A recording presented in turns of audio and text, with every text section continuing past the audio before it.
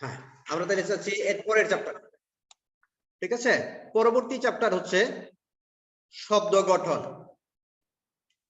শব্দ গঠন থেকে দুটো প্রশ্ন হয়, তিনটা প্রশ্ন হয় প্রধানত। একটি হচ্ছে শব্দ গঠন কাকে বলে, একটু প্রশ্নগুলো লিখে নাও। শব্দ গঠন কাকে বলে, কি কি উপায়ে বাংলা ভাষার শব্দ গঠিত হয়। এর পরের চ্যাপ্টারের নাম হচ্ছে শব্দ গঠন। এই চ্যাপ্টার থেকে যে প্রশ্নগুলো হয়, চ্যাপ্টারটির নাম হচ্ছে শব্দ গঠন। শব্দ গঠন, কি কি উপায়ে বাংলা ভাষার শব্দ গঠিত হয়, উদাহরণ সহ আলোচনা করো। ক, কি কি উপায়ে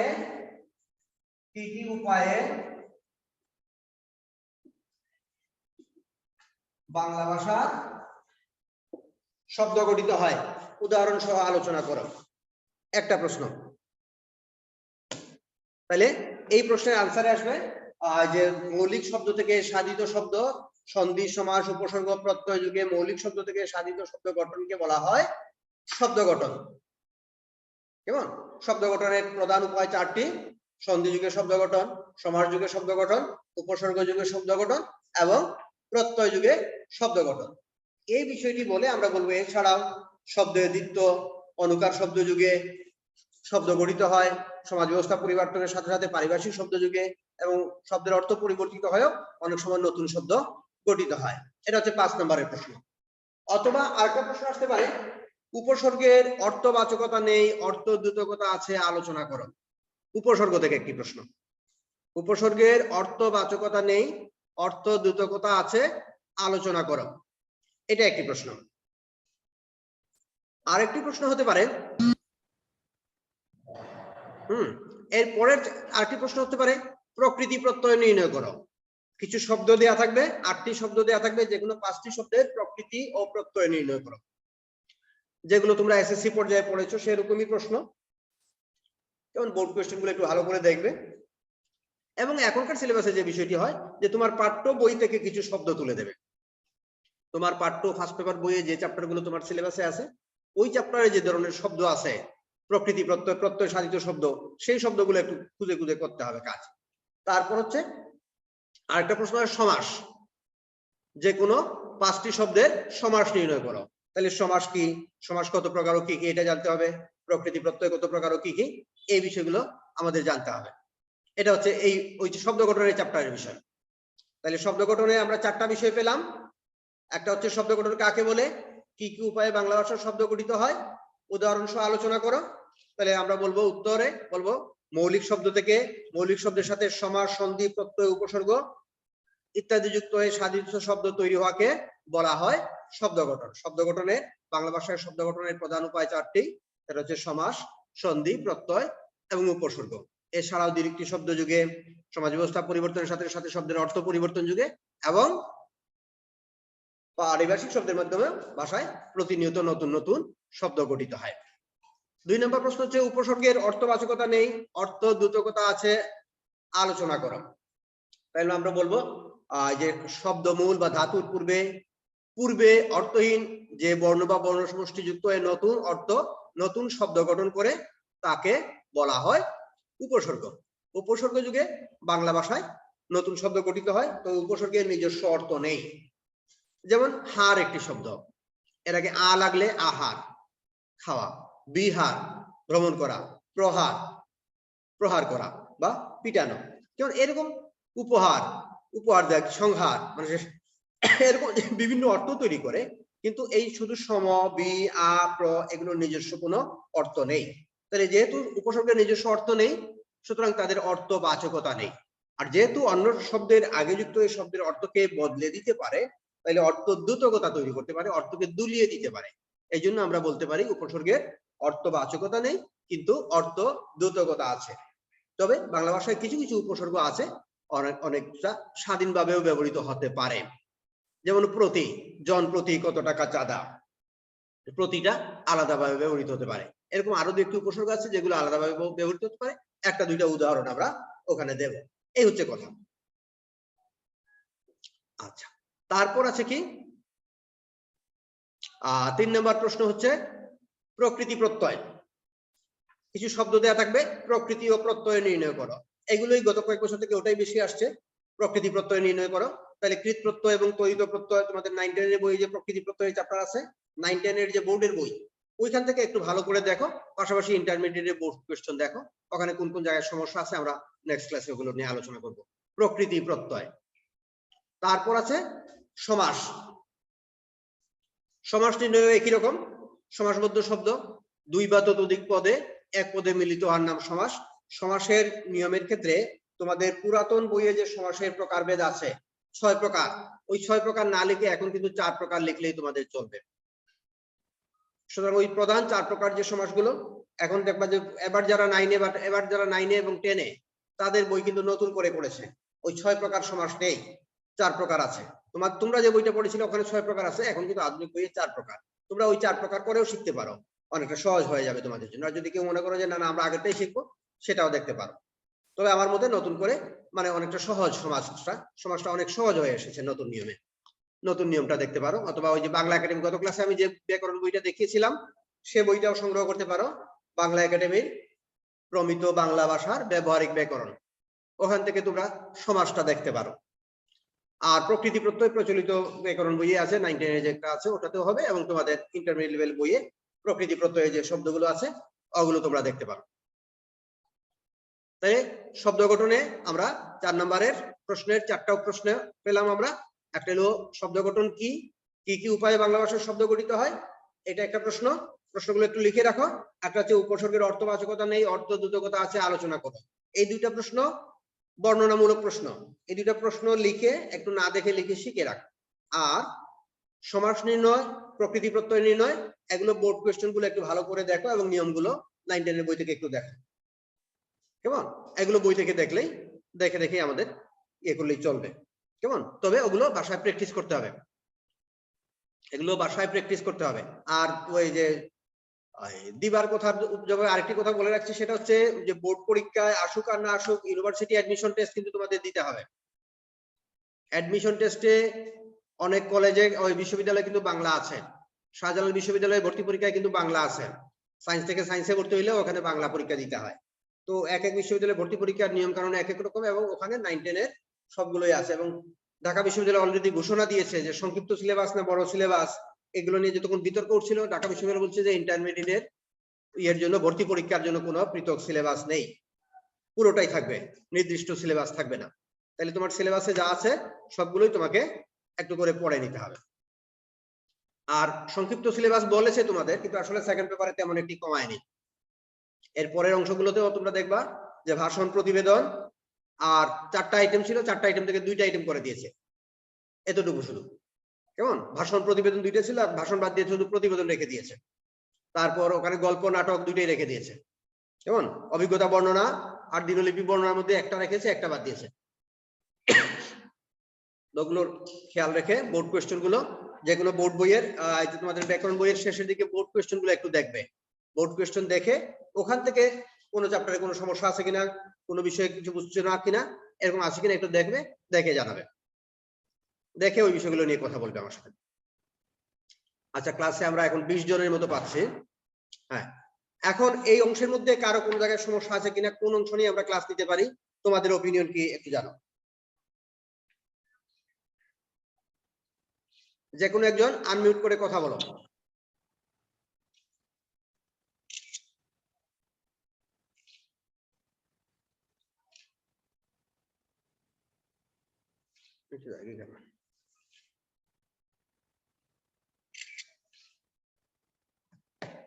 হ্যাঁ, যে কোনো একজন কথা বলো।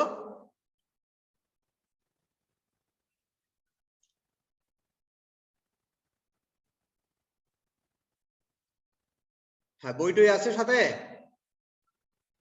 একটু বাংলা ব্যাকরণ বই নাও, নিয়ে কোনো চ্যাপ্টারে কোনো সমস্যা আছে কিনা কারো, ওটা নিয়ে আমরা কথা বলি।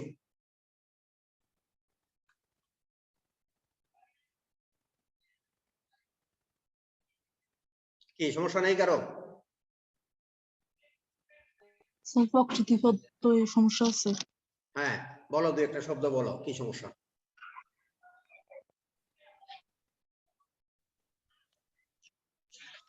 নিজেকে পড়তে হবে, সমস্যাগুলো খুঁজে বের করতে হবে, তাহলে আমরা আলোচনায় যাব। অনলাইন ক্লাসে ইয়ে লিখে লাভ নেই, বলো। ওখানে যে শব্দগুলো আছে শব্দগুলোর যে প্রকৃতি করছে তারপর যোগ প্রত্যয় করছে, এখন কি এগুলো কি স্যার মুখস্থ করবো না বুঝে বুঝে করতে না হবে? না, বুঝে বুঝে পড়বা, মুখস্থ করবা কেন? ব্যাকরণ মুখস্থ করার কিচ্ছু নেই। মানে কোনো শব্দের অর্থ না বুঝলে ওটা দাগ দিতে হবে, ক্লাসে বলতে হবে। ক্লাসটা তো এই জন্যই। তাহলে তো বই কিনে দিয়ে দিত, বই নিয়ে বাসায় গিয়ে মুখস্থ করতে, পরীক্ষার সময় লিখে দিতা। ওটা তো এক ধরনের নকল। তোমাকে অবশ্যই বুঝে পড়তে হবে, বুঝতে হবে যে কোনটা বুঝছো কোনটা বুঝো নাই। ওই জায়গাটাই তো দরকার। আগের ক্লাস ছিল যে আমরা শুধুমাত্র লেকচার দিয়ে যাব আর তুমি শুনে যাবা, বাসায় গিয়ে পরীক্ষায় বই থেকে মুখস্থ করবা। এখন তো এটা করা যাবে না। তোমাকে বুঝতে হবে কোন জায়গায় তুমি বুঝছো না। বুঝছো না যদি এটা বুঝো, তাহলে ওই জায়গাটা আমি বুঝিয়ে দিতে পারছি। হ্যাঁ, অন্য যে কারো যে কোনো জায়গায় যদি সমস্যা থাকে ওই জায়গাটা বলো, যে এই শব্দটা স্যার বুঝতেছি না, এই শব্দের এই অর্থ আমি বুঝতেছি না।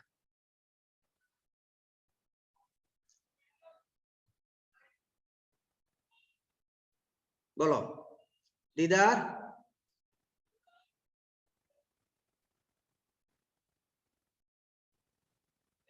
দিদার কথা বলো। আচ্ছা মুনতাহা বলো, শব্দটা বলো তোমার, অথবা দিদার বলো। জি স্যার। হ্যাঁ বলো, প্রকৃতি প্রত্যয়ে কোনো কয়েকটা শব্দ বলো, কোন শব্দ বুঝো না, এরকম কিছু আছে নাকি?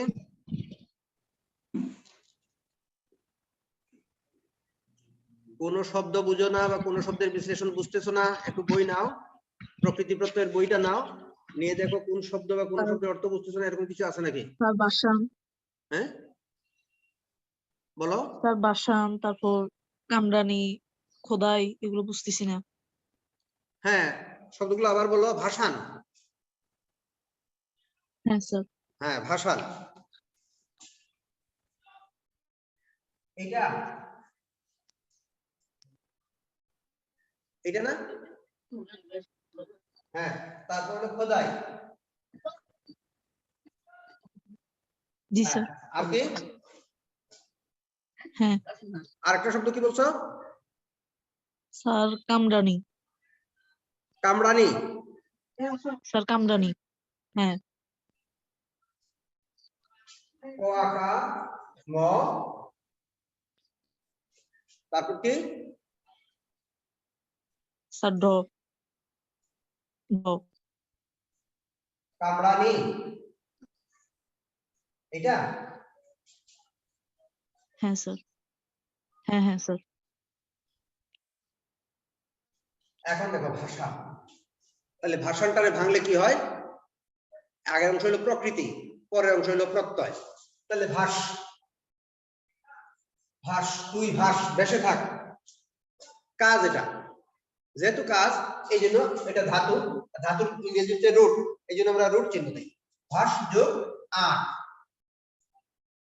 তাহলে এখানে আমরা সমান চিহ্ন দিব। ভাষান সমান প্রদত্ত শব্দ প্রকৃতি যোগ প্রত্যয়, ভাষ যোগ আন, বা ভাষ যোগ আনো, ভাষানো থেকে ভাষা, ভাষানো, বা ভাষ যোগ আ, ভাষা যোগ আ, আন দুইটাই হয়। ভাষ যোগ আন হয়, ভাষা যোগ আন হয়, দুইটাই হয়।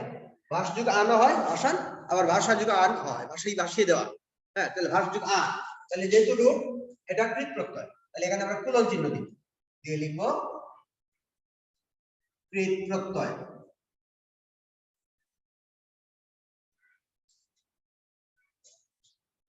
ঠিক আছে, এখানে লিখবো কৃত প্রত্যয়। তারপরটা কি? খোদাই। খোদ মানে খনন কর, খোদ, এখানে খোদ, ক্ষয় রসকার হয়ে যাবে, এই আকারের কারণে রসকার অকার হয়ে গেছে। তাহলে খুদা মানে খনন করা, গর্ত খনন করা, গর্ত খুদা। খুদ যোগ আয়, খুদ যোগ আয়, কোলন দিয়ে লিখবো। তাহলে এটাও ধাতু, সুতরাং এটাও কৃত প্রত্যয়। এখানে ডট ডট চিহ্ন দেওয়া যাবে না, কারণ এতটুকু নাম্বারের জন্য 1 নাম্বার। সুতরাং এখানে ডট ডট না দিয়ে আমরা পুরোটা লিখবো। তাহলে কামরানি, তাহলে কামরানি নয়, এরকম কামড়া, কামড়া, দুইটাকে কামড়া, কামড় যোগ আনি হবে, কামড়া যোগ হবে, কামড়া যোগ আনি, এটাও কাজ, সুতরাং এটাও কৃত প্রত্যয়। ঠিক আছে? আচ্ছা, এরকম বলো, আর কার কোনো সমস্যা থাকলে বলো। স্যার পিপাসা। পিপাসাটা একটু ব্যতিক্রম। হ্যাঁ, পিপাসা।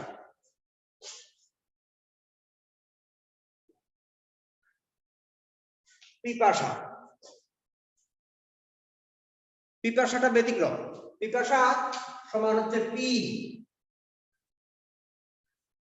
পিটা পরে ড্যাশ রুট পা। পা মানে পান করা।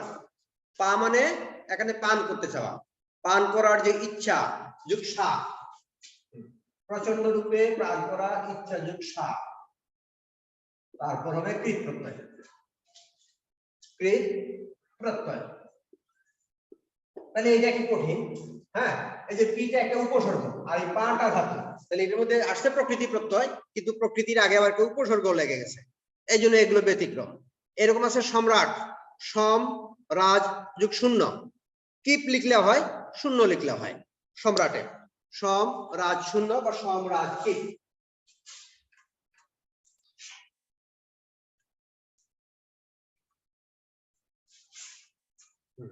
যেমন দেখো, হ্যাঁ সম্রাট, এটা তৎসম শব্দ, সমান দিয়ে লিখবো সম ড্যাশ রুট রাজ যোগ শূন্য দিলে হবে, কিপ দিলে হবে, যে কোনো একটা, এটাও হবে কৃত প্রত্যয়।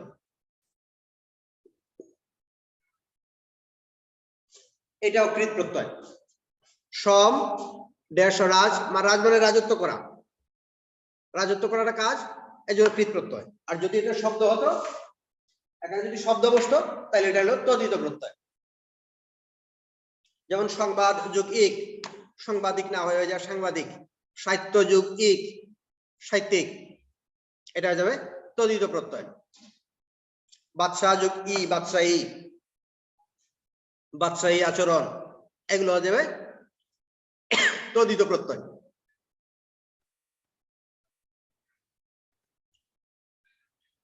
ঠিক আছে?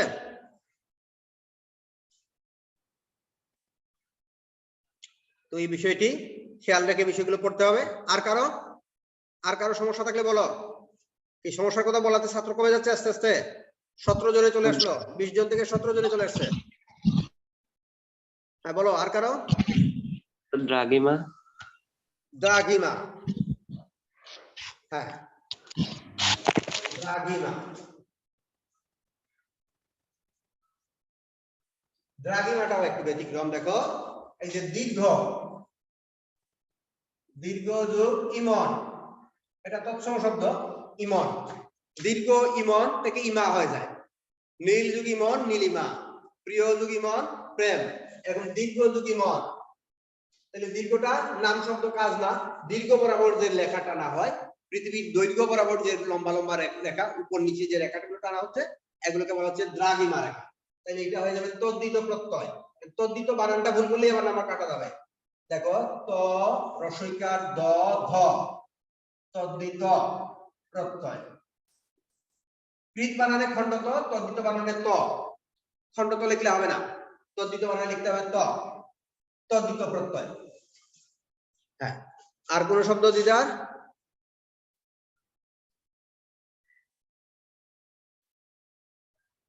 আর কারো তালতুনা নিষাদ সমস্যা আছে কোন শব্দে প্রকৃতি প্রত্যয়ের? আচ্ছা, আমরা আগামী ক্লাসে প্রকৃতি প্রত্যয়ের বাকি অংশ এবং সমাস নিয়ে আলোচনা করব। একটু বোর্ড কোশ্চেন গুলো একটু পড়ে রাখো, প্রকৃতি প্রত্যয় এবং সমাস দুটোই একটু পড়ে রাখো, আমরা আগামী ক্লাসে ওটা নিয়ে আরো বিস্তারিত আবার আলোচনায় যাব। ঠিক আছে? তো সবাইকে ধন্যবাদ ক্লাসে যোগদানের জন্য, ভালো থেকো সবাই। স্যার আসসালামু আলাইকুম।